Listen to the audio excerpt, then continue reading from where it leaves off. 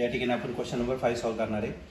The equation of the progressive wave is y is equal to a sin 2 pi in bracket nt minus x upon 5.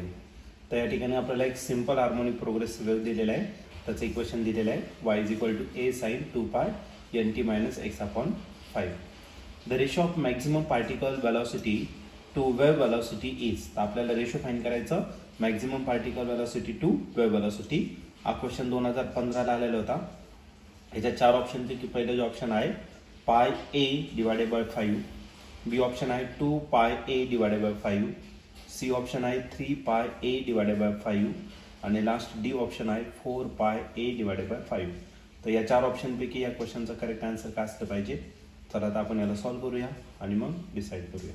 तर या question मध्ये आपल्याला एक progressive wave दिलेले आहे, त्याचं इक्वेशन दिलेलं आहे. तर ते इक्वेशन आहे y is equal to a sin 2 pi in bracket nt minus x divided by 5 असं आपल्याला इक्वेशन या ठिकाणी दिलेलं आहे. आणि या ठिकाणी आपल्याला विचारलेलं आहे मॅक्झिमम पार्टिकल वेलोसिटी आणि वेव्ह वेलोसिटी या ठिकाणी आपल्याला फाइंड करायचं आहे. तर सर्वात पहिले आपण काय करू, तर पार्टिकल वेलोसिटी या ठिकाणी काय असतं त्याच्यावरती डिस्कशन करू. पार्टिकल वेलोसिटी जर घेतलं तर पार्टिकलचं जे मोशन होणार आहे, म्हणजे आपण ऑसिलेटरी मोशन जर घेतलं तर त्याच्यामध्ये वेलोसिटीचा जो फॉर्म्युला आहे तर तो आहे omega under root a square minus x square. तर ही जी वेलोसिटी असते याला पार्टिकल वेलोसिटी या ठिकाणी म्हटलं जातं. ठीक आहे. आणि याच्यात जर मॅक्झिमम पार्टिकल वेलोसिटी जर घेतलं तर या ठिकाणी जो डिस्प्लेसमेंट आहे तो काय करायचा तुम्हाला 0 अंडर रूट मध्ये करायला a स्क्वेअर. ओके. मेन पोझिशनला आपली वेलोसिटी सगळ्यात मॅक्झिमम असते आणि ही जी मॅक्झिमम वेलोसिटी असते ती किती असते तर a ओमेगा इतकी असते. आणि नेक्स्ट आहे तुमची वेव्ह वेलोसिटी.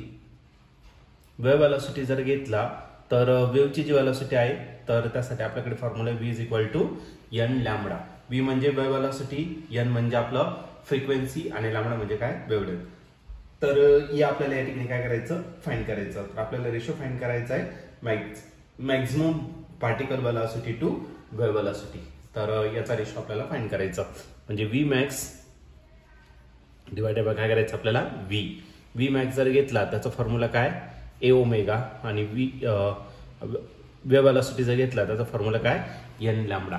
ओमेगाच्या जागी आपण ओमेगाची व्हॅल्यू पुट करून टाकू आणि ओमेगाच्या जागी काय टाकणार तर 2 पाय n म्हणजे फ्रिक्वेन्सी आणि n इंटू काय आला लॅम्बडा. n आपला काय आला तर कॅन्सल झाला. ओके.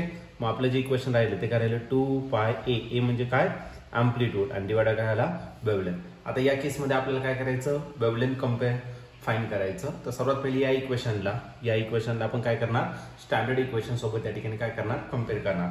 आणि आपलं जे स्टँडर्ड इक्वेशन आहे ते आहे y is equal to a sin 2 pi या ठिकाणी असतं nt minus x upon lambda. Okay.